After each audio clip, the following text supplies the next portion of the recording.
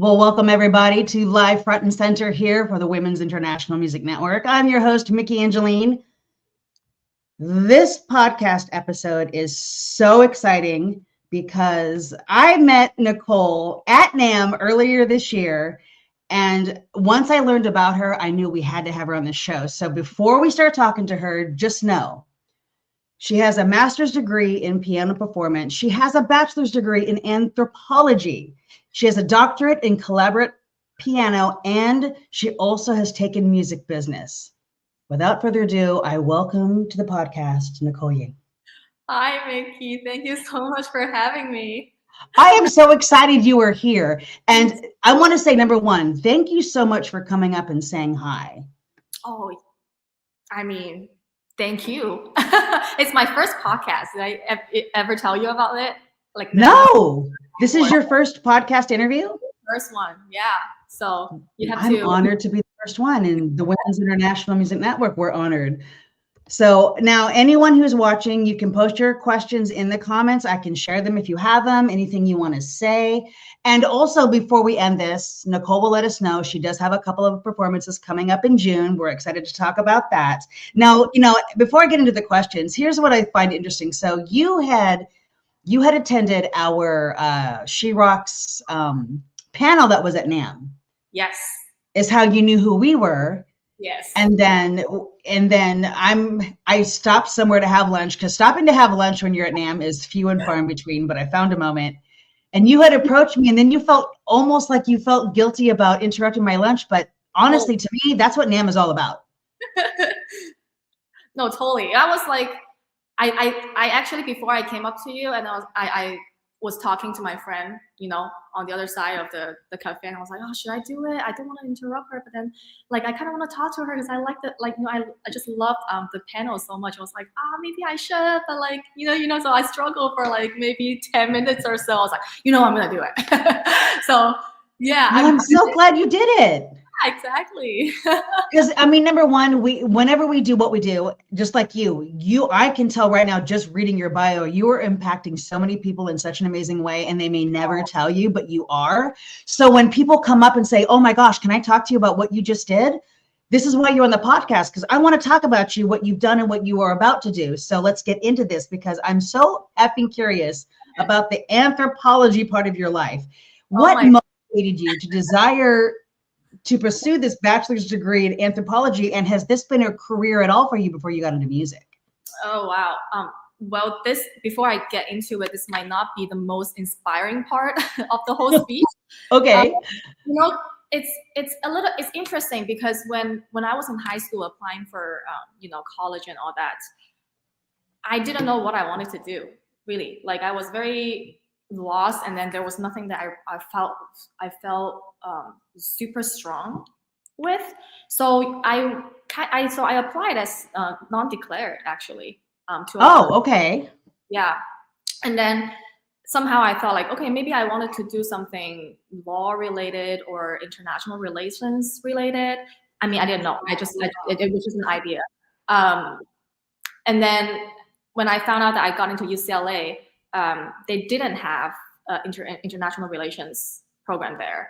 And then so I entered as an international development studies, which honestly I didn't really know what that was, but then I went along with it anyways. And then for the curriculum, I had to take a bunch of anthropology classes and other stuff. And I had to also take economics class, but then I realized that, I'm really not good at it. I was my friends, because my friends in undergrad, they were all busy econ majors, and then double E, those really smart people, and then they were doing just fine, and then they seem to understand everything, but then that's not the case for me. And then but that's also how I found out that that's not something I'm good at, and I just somehow I just got a hand on anthropology. I was just I understand this. This is speaking to me. So I was okay, maybe this is what I should be doing. And then that's how I switched to anthropology entirely. And then, I was just having a really good time, and then, felt very enlightened, and then felt excited about the subject, and I just went along with it. That's kind of the anthropology part of it, which I'm so happy that I did it. It just made me a more empathetic and holistic person overall. Okay. Yeah. So that's that. And I hear now I have to admit, never attended universities or anything like this, but I do have friends and family members who have, and it even just basic college, it's a thing where you jump into it wanting to just do better for yourself and wanting to educate yourself and not having a plan. And you're like, well, I'll just get there and I'll figure it out when I get there. Yeah. Just as long as I get my foot in the door, as long as I get there, I'll figure it out when I get there. Seriously, like some people, they know exactly what they want. Like they know from a very young age, like, okay, this is what I want to do. And then that's great. But then like for some of us, we don't always know. And I think that's also okay. And then we will figure out along the way. And then we get into things that we don't like or we are not good at. And then that's how we know that's not for us. So facts. That happened to me in my 40s. I switched careers even then. So it happens in any stage of our lives. You're right. For real. Yeah. So true. So then, okay, and now, of course, you earned your master's degree in piano performance, a doctorate in collaborative piano. Was piano the first instrument you gravitated towards, or did you work eventually to that? Yes, it was. I mean, I actually started, my mom got me started on piano when I was 4, but I didn't do it intensively. Like, some of my other friends who started really vigorous training since a very young age, but that's not really what it was for me. It was just a very casual thing. My mom wanted me to have something that I can go to, when I, just if I feel down or if I feel happy, it's just like a loyal friend. That's all she wanted for me. Nothing, it doesn't have to be so glorious. But that's been part of my life, very casually, but it's been there. And yeah, and then if we have to go back to the anthropology and, not knowing what the path is, it's like, I think during my junior year, going into senior year, and then I couldn't see myself going in further with anthropology. And then, if I didn't mention this yet, I'm originally from China, and then I came to the US when I was 16.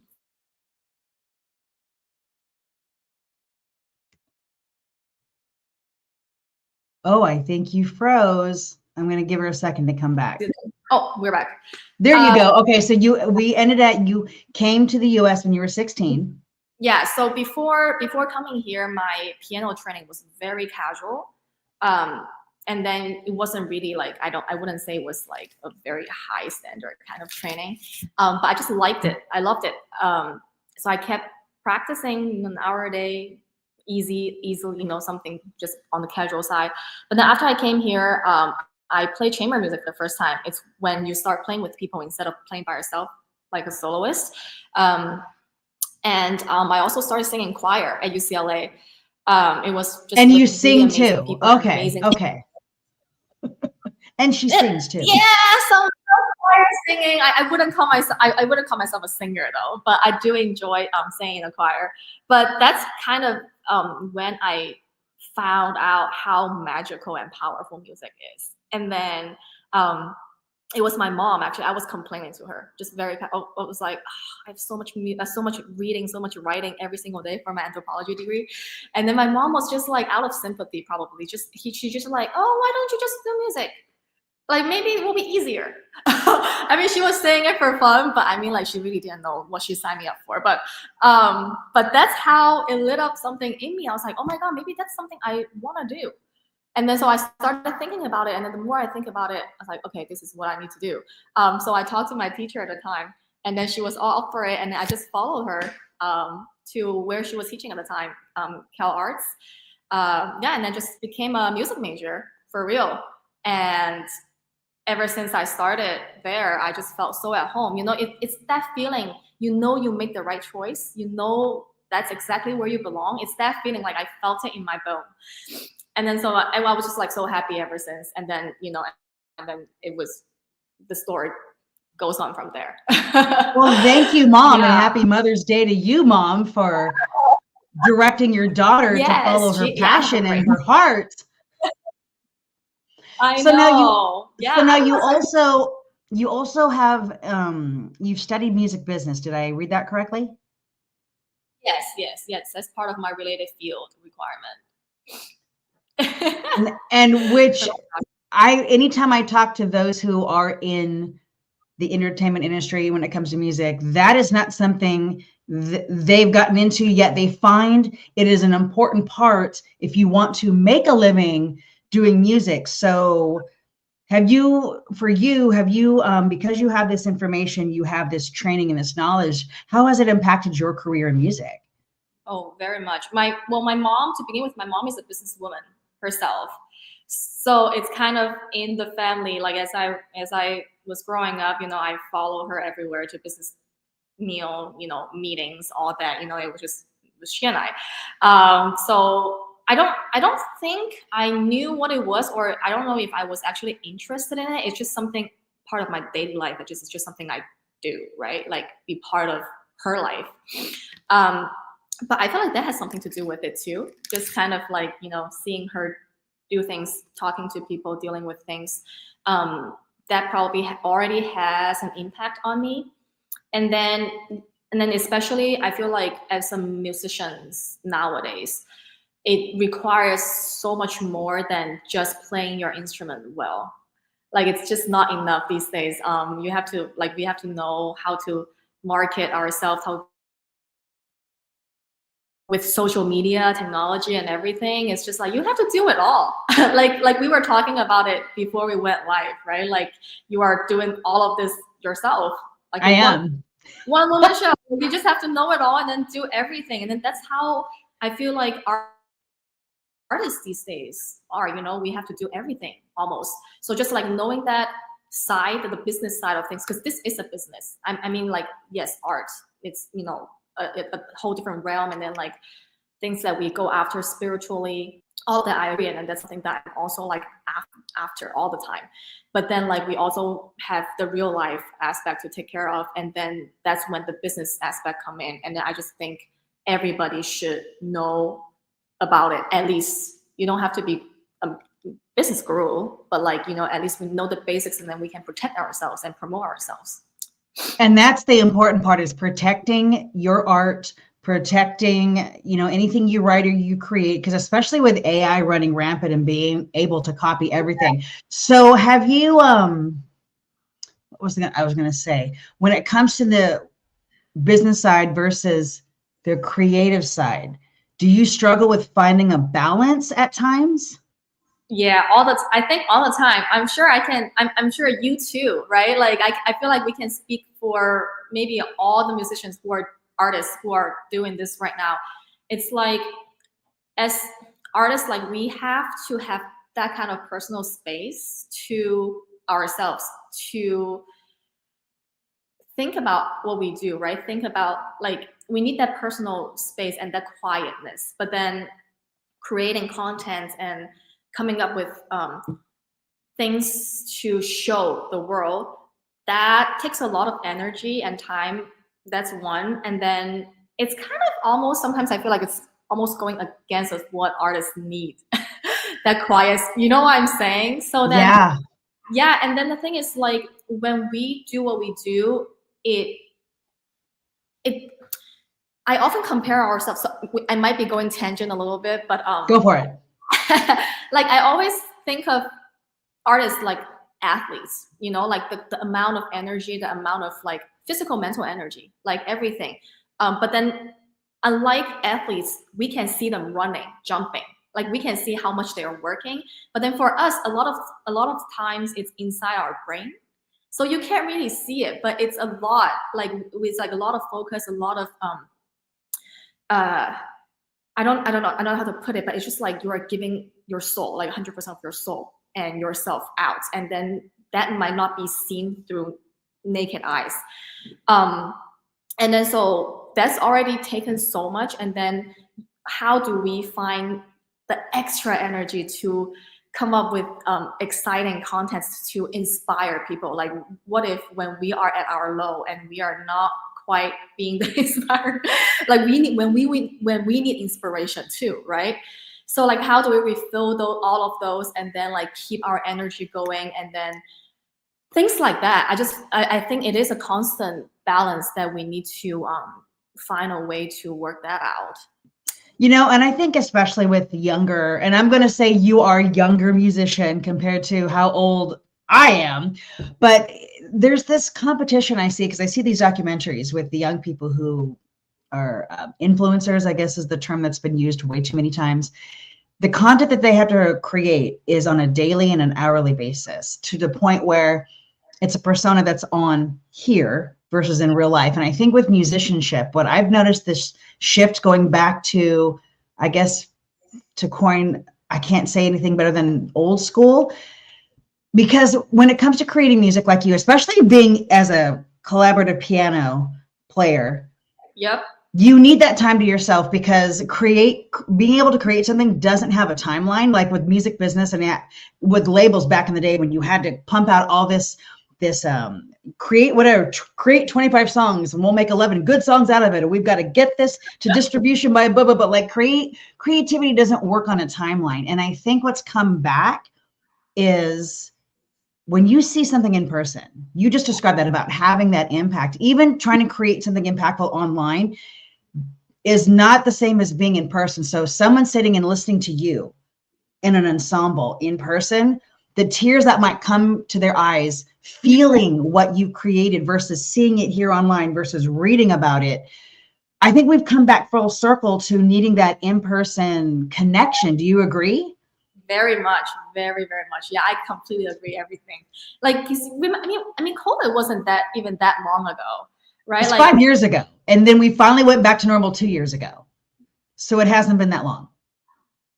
Yeah, it just felt like a different world. But like the whole reason I brought that up is because that's when we got cut off from the outside world. And then so like when everything finally, was normal again, and then like you started to have this real life interaction, it was just like so amazing, right? Because we as human beings, I think we crave that kind of personal, real connection. We do. Yeah, not just on the screen. Science end of it, we're made up of energy, right? We're made up of atoms. Energy needs energy. Energy goes nowhere. It's an AC without a DC current. Like it goes nowhere. Yeah. Right? So now, okay, I got another question for you because you had mentioned before we went live, and I'm excited to talk about this because we talked about how musicians, it is so hard as an artist to make any kind of money off of what you create. You have to have several streams of income. This is why your bigger name artists go into business for themselves outside of their music. You had discussed that you are going to start a new clothing brand, right? Yes. Oh my gosh. Talk about it. Yeah, so this is still very new. So it's in the very beginning process, but I am very, very excited. So just to briefly talk about it. So my company's name is called Elpis Lab. Elpis means to break free and to let loose. The idea, so the whole reason I'm starting this company is because in the classical world, like we, especially, well, how do I put this? Okay, let me put it this way. So we have to wear formal wear a lot of time on stage. And then for ladies, that means like nice dresses or gowns. For the men's, shirts, suits. And then for ladies, it's usually better because I think we are more prone to, want to look nice, like prone to shopping, and that's all kind of part of the norm. It's expected. But then somehow for men, on the other hand, they're not, it's just like they're very shy about it. And then they don't seem to have the resource and outlet for it. And then what happened is that a lot of my friends who are professional musicians, they are actually struggling in what they wear on stage because as musicians, we have to move a lot, like because it's just like a lot of upper body movements, and then the traditional shirts and suits won't work because they are usually too tight or not breathable enough for what we need on stage. And then what usually happen is that the guys usually they either have to go like a size or two up so that there's more room, but then they just but then it doesn't look good. Exactly. Oh, they look frumpy. And then, or they stick with something that's well fitted, but then, guess what? They can't move. Yeah, they're very constricted, right? Exactly. Okay. So they suffer through the whole show. And then the thing is, for live musicians, like we have to put 100% of our attention into what we do. But then like now you have all these like wardrobe malfunctions, and then it's kind of distracting. Oh my gosh, I can't even imagine. I don't even do what you do, and already I'm feeling flustered by this. No, seriously, right? And then so that's why I want to create something that's functional for my colleagues, and then without sacrificing the look for comfort. I want them to have both, and then also more importantly, I like to dress well, and then I feel better when I look good, and then I just perform better overall on or off stage. And then so I want my colleagues to enjoy dressing themselves, and I want them to look forward to what to wear next for their next concert, instead of, because a lot of them right now is just like the moment, the second they finish their concert, they just take off their shirts like, oh, I hate this. I don't want them to hate it. I want them to love what they wear, So that's something that I'm working on, and I'm very excited about too.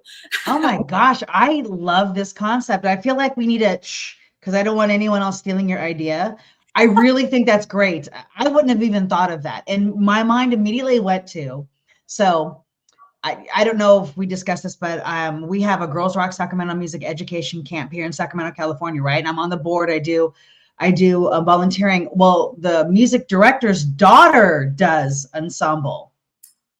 So she's a jazz drummer in an ensemble, right? For jazz. And I'm thinking, I bet they would love to have a wardrobe where they don't have to, because she's playing drums. So it's like, I bet they would love to have a wardrobe where they don't have to focus on what they're wearing, and they can just focus on being artists. Exactly. If I can add one more thing, I know I was, talking man a lot, but then like, I like to wear shirts and suits too.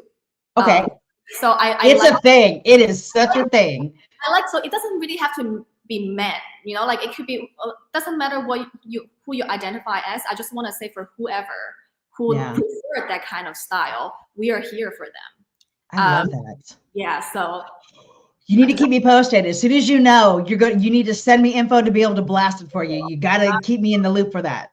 Yes, I will. Thank you. Nicole, I'm going to hold you to that. Now, as we wrap this up, please, and everyone can see there that I do have your website, which has her socials and everything happening. Please visit, learn more about this incredible human being, Nicole Ying. You have a couple of performances coming up in June. Yeah, you want to talk about those? Sure. So I got the fellowship to 2 music festivals in the summer. So for in the classical world, so it's not quite like Coachella when we talk about music festivals.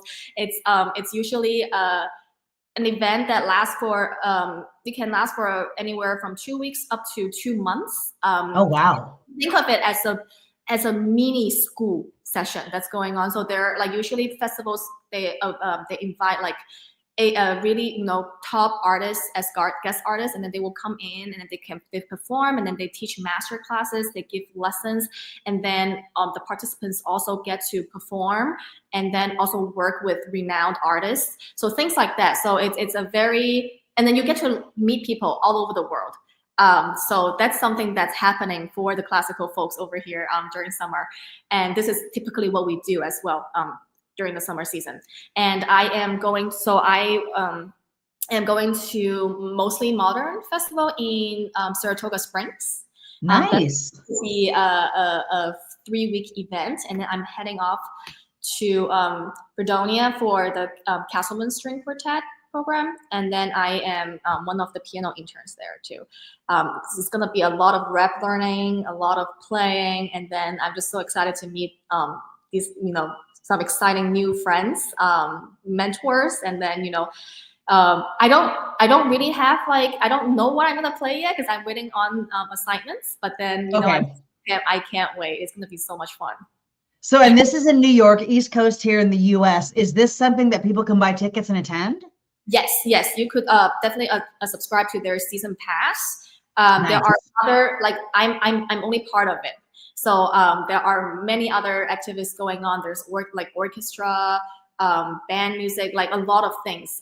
So I definitely recommend you guys to check out their websites, and then just to check out what we are doing over here. Yeah, absolutely.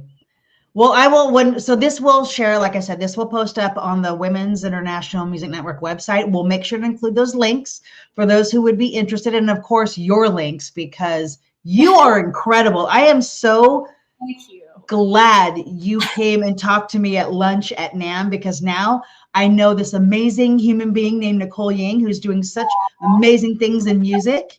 And I look forward to your clothing line. Thank you. Well, before I go, I just want to say I have to thank you, because if like you were being so friendly and so open for conversation, and you know, like that's what else can I ask for? If like imagine if you were someone who's just like super intimidating, I would be just like, okay, I gotta go right now, and then none of this would have happened. And then like yeah, and then your the panel, your talk, all the conversations, it was so inspiring. And then I think that's probably why that really motivated me to come up to talk to you, and you know, and then inviting me here to your show. It's just a great honor. Thank you. Well, you know what? All the honor goes to Laura B. Whitmore, who is the founder of the Women's International Music Network and who puts on these panels at NAMM. And we try to have these every year because for exact reasons you described. It's just we need this safe space to talk about being women in this industry and how freaking amazing we are. We are. Well, thank you again so much for joining and taking the time out of your day. This will post later at thewomen.com, which I know, here we go. Thewomen.com. This is where this will post later. And before we end this, just FYI to everybody, 2026 She Rocks Awards is happening in January at NAMM. Nominations are now open. And if there's an incredible woman in the industry you think we need to honor in 2026, please go to the website and you can click on that and enter that. And again, thank you, Nicole, so much for joining us today. Thank you.